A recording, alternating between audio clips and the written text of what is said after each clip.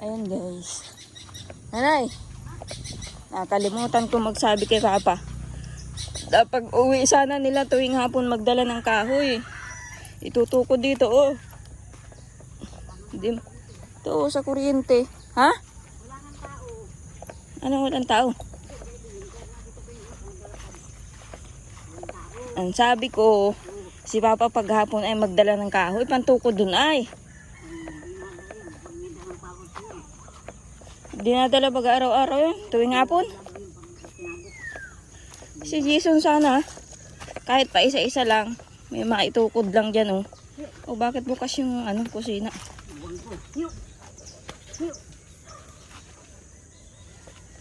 Mga isip ko. Hindi siya na pagkain.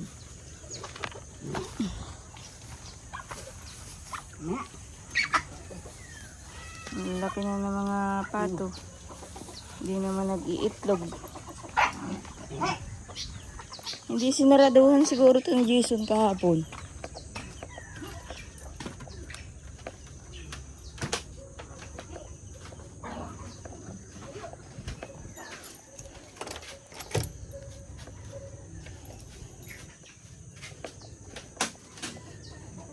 Kinuha na ni Jason yung dito, damit niyang nilabhan.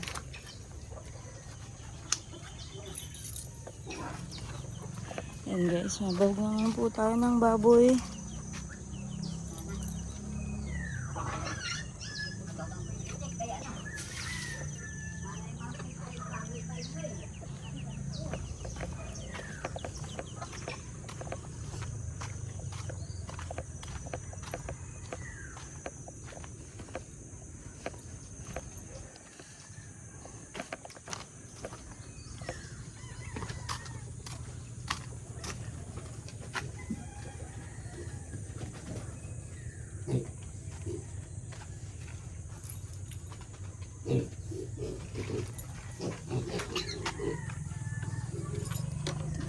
Langgana pang hulibutas oh. Ayan guys, kahapon lang pong maghapon akong hindi nagbahog kasi nga nagpahinga sila Papa, kaya pinabayaan ko sila ang magbahog. Wala na pong bahog, wala na naman bahog ang baboy.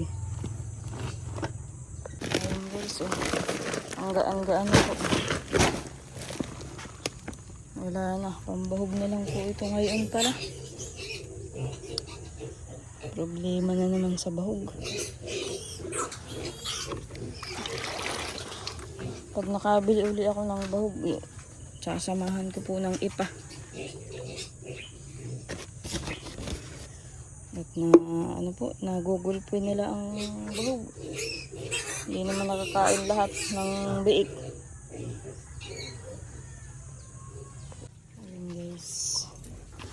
Wala ng bahog ang aking baboy.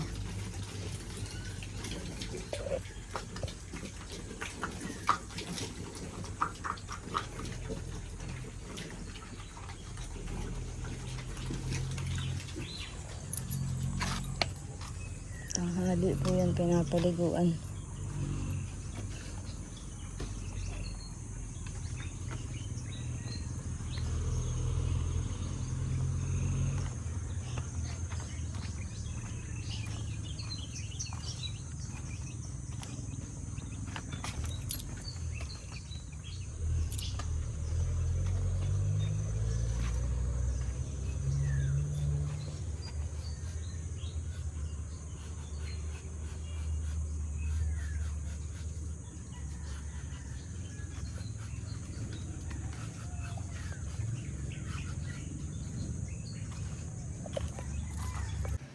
Ayan guys, at nagayak po ako ng labahan. Naglalaba po ako ngayon at bukas po ay Sabado. Pasok po namin. Hindi po ako makakapaglaba bukas, kaya ngayon pong Biyernes ako maglalaba na. Ayan guys, at nakatapos na po akong maglaba. Ayan guys, na-dryer ko na din po at saka na-isampay. Sobrang init pa po sa labas. Gaano sila rin? Lilis na. Pag ang buwak mga deliver daw lang ipinampas. Kaam. No. Diet? Hindi bayan yan. Ano, linawang mo saan? Ano bibili mo sa bayan? Gatas nga, gay, ano yun, oh. Ang galing pira mo. Naghahango pala kayong uling. Isang ano lang.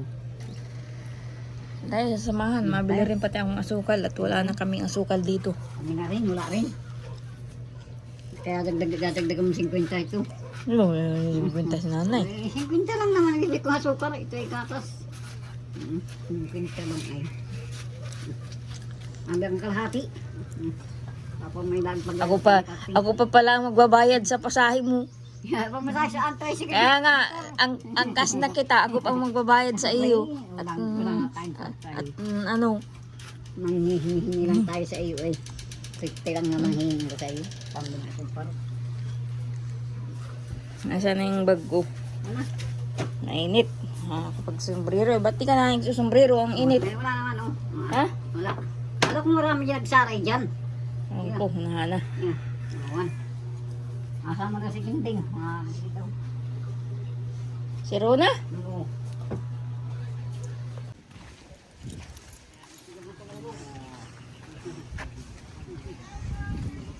Kung winawashing mo yung lari ay sa bayan, ay di ka papakahirap ng kuskus ng kuskus.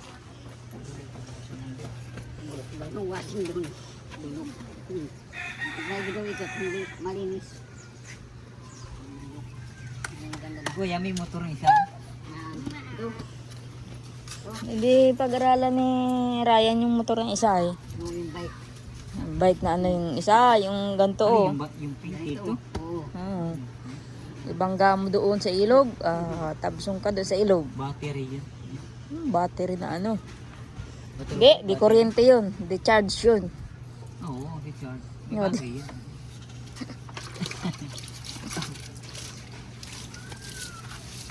Paano yung sir na wala battery? Saksak ng kapit. Habang nagtatakbo, kasaksak kasi. Cellphone. Kasaksak ng tayo na. Big.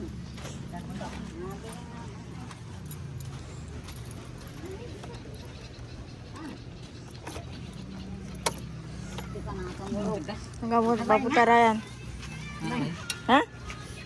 Paano kayo? Ay, bibilhin nga si nanay. Bibilhin yung grocery yan doon. Yun, sir. Okay na ang ulam. Ayun guys, at nandito po kami sa sentro. Ayun, may binibili lang po sila nanay. Ako po ay nakabili na ng ng asukal at saka noodles. Yan lang po, at saka shampoo. Naantay ko sila nanay. Ano yan? Shake ba yan? Shake? Ha? Patikim daw. Ang lasan ko. Awakan mo. Tatay. Ano nagtatay? Patikim. Ang lasan to. Masarap daw wala. Parang shake. Ang sukli. Ba, magkano pala yan? 70. Mahal pala yan. 70. Kala ko mura lang yun. 70 baga. Tinanong namin kung lalo, 70. Mahal.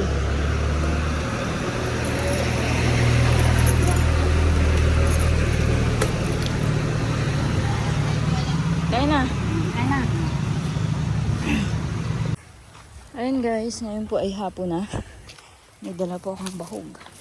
5 kilo lang nga po itong dala kong bahog. At kanina po pagbili ko ng Lucky Med saka shampoo, limot ko po ang bahog. Buti po at may natira pa dun sa pinamili ko. Kung bakit nalimutan ko ang bahog ng baboy. Kaya 5 kilo po itong nabili ko.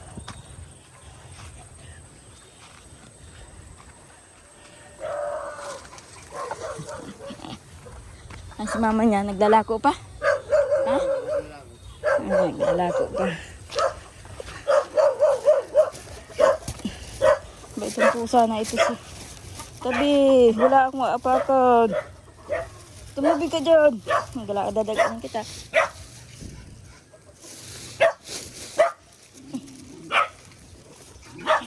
He! Oh. Tak-tak mo na dyan. At saka po guys, si nanay binigyan ko din pong 100 kanina. At kulang po yung pambili ng asukal. Yun pala ay meron pa nga pala akong bibilhin. Bahog nga ng baboy ang pagkalimot ko. Dito lang ako nakabiling ipa. Ayun guys. Bahog na muna.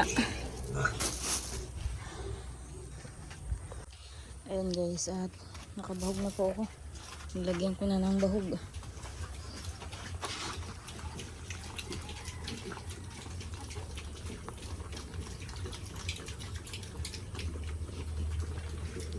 Abot pa naman po ito bukas na umaga at saka tanghali. Abot pa yan. Siguro konti na lang matira sa hapon. Bibili na naman. Maigi po guys at nandito si Papa. Nakasalubong namin. Ano ka? Yung palang tuta hindi pa na ibabaon, hindi pa na itatapon. Andun baga, kinakain na ng kapwa tuta niya. Andun sa silong ng kusina. Patay na. Matagal lang patay yun at nagtutukla pa na nga yung niimod-himoda na nga nung Akala ko, sabi ni Jason, itinapo na. Ba't nandun pa rin? Saka pag... Nakisot pa ako nilulumbo. Ha? Naapatan ako. Oo, ay hindi ka makakaano bukas. Ito ba, dalawa. Natutuos, palikat na rin. Ay, nadali mong makuha yung hindulumbo. Siguro yung bahay. Pantanin mo. Pantanim na Kala ko, Jason, tinapon mo na yung yung tuta na patay. Nandun pa rin baga. Sabi ko yung masilong daw. O, tatlo yung buhay. Tatlo yung buhay Ay, bakit may patay din sa silong? Wala ka na kayo. Hindi kayo mamumutol bukas? Ha? Hindi kayo mamumutol? Mamumutol. Ano yan, Jason? Ano yung dala mo? San Fernando? Marami. Ilagay mo lang dyan. Dapat ilagay mo sa basa. Para hindi manuyo. Ay, Jason. Bukas pala kumuha kayong kahoy kahit pa isa-isa. Pag anong baga ninyo pa pag-aahon. Nakalaylay na yung wire natin. Kahit pa isa-isang kahoy lang. Kailangan pa ito matukuran. Sabado po bukas may pasok po ako. Nakapaglaban na sana po ako kanina kaso dito ko nga pumunta sa bundok nakuha ng kahoy. Ganyan ay ipasok naman po Sabado. Kaya bilhin ko na lang kay Papa. Kahit pa isa-isang piraso lang tuwing uuwi sila ng bahay. May maitukod lang dyan sa wire na nakalaylay.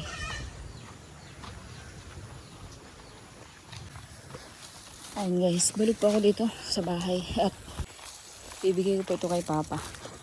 At ibigay po kay Larry para merong charger yung e-bike. Matagal lang nga palang sinabi sa akin ni Larry na dalhin ko yung charger, nalilimutan ko lang. Labit ko na lang ang kalapapa para hindi na ako magpunta dun sa kanila. Asa na si Jason? Kita mo na? Nakita mo na? Tapo mo na yan. Baho.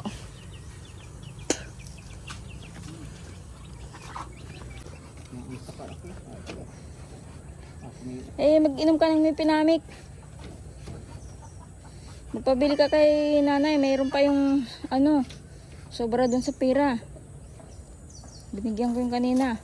May sobra naman yung pinambiling asukal. Ako magkano yung ganyan? 10 piso lang yun. May pinamik. Mayroon sa bahay. Kaya lang pupunta pa doon. Mayroon naman tinda doon sa tindahan. 10 piso lang naman yun.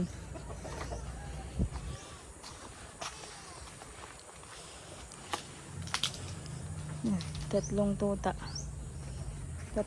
na. Kadirong namin, maliit yung tatlong litsihi. Oh. Kuya, ano, nasaan na yung kaldero? Siniga ko baga. Patay yung kaldero. Hindi, kalaki ng kalero. Ah, kasing laki ng kaldero.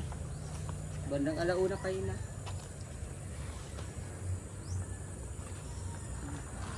Eh, baka wala na yung bukas dun. Yung lulumbo.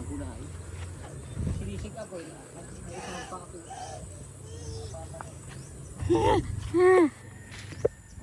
May nakadungaw na bata.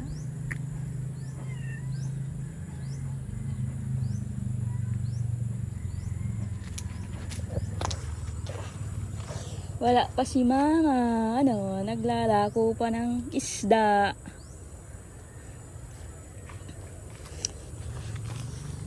Guys, uwi na po ako sa bahay. Magsasaing naman.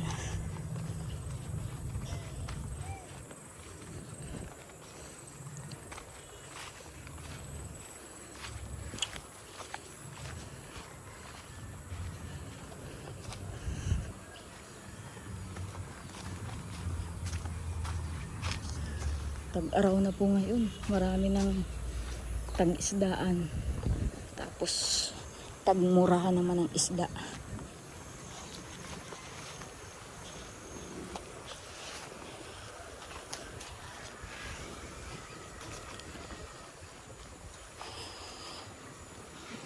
Si Evelyn nga po, walang tigil ang kalalako.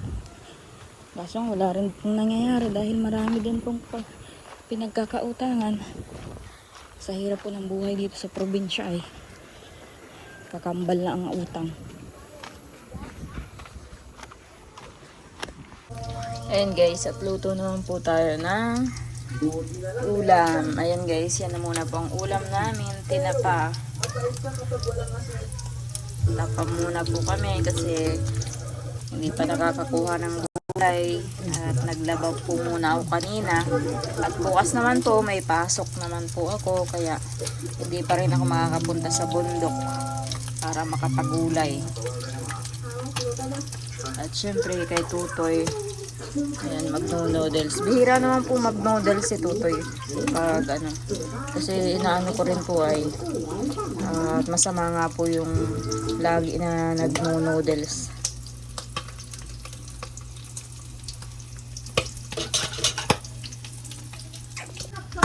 Ayan guys, at nananalsik yung ano, yung langis. Nananalsik.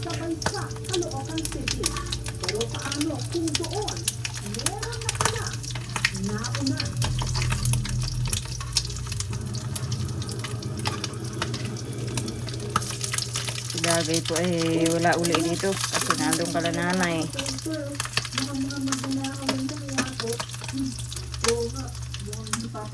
Hindi ko po alam kung anong ulam po nila. Baka sila nagbili na lang din po ng ulam nila, itlog o kaya baka nagbili lang pong isda. Ano ba naman kayo? Sa lahat naman ng lugar may mga nawawalang tao.